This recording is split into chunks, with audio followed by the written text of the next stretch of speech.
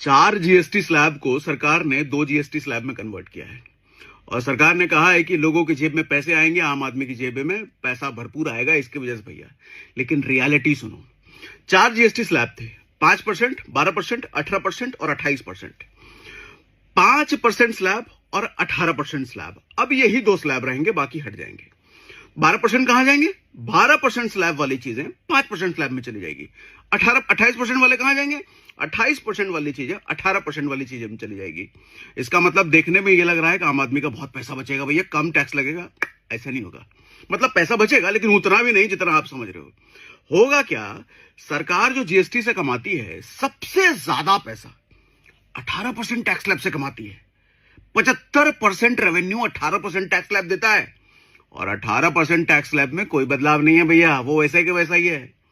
अच्छा, 12% tax slab 5% में चला गया। सरकार का रेवेन्यू कितना आता था 12% से? सिर्फ 5% रेवेन्यू, 5 से 6% रेवेन्यू सरकार कमाती थी 12% टैक्स स्लैब से। उसको हटाए तो कितना ही हटाया। अच्छा, 28%, हाँ ठीक है, वो बड़ा नंबर था, वो 18% में चला जाएगा, लेकिन वहां एक टर्म्स एंड कंडीशन लगाया सरकार ने। सरकार ने बोला कि सिर्फ 90% आइटम जो 28% के टैक्स स्लैब में थे वही 18% के स्लैब में जाएंगे।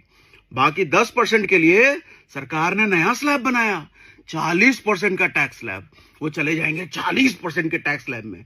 तो टैक्स स्लैब 2 नहीं रहे, 3 टैक्स स्लैब हैं। पहले मैक्सिमम 28 था, अब मैक्सिमम 40 होगा भैया। अब जब ये लागू होगा तब पता चलेगा आम आदमी की कमाई बढ़ेगी इससे, ये सरकार की कमाई बढ़ेगी।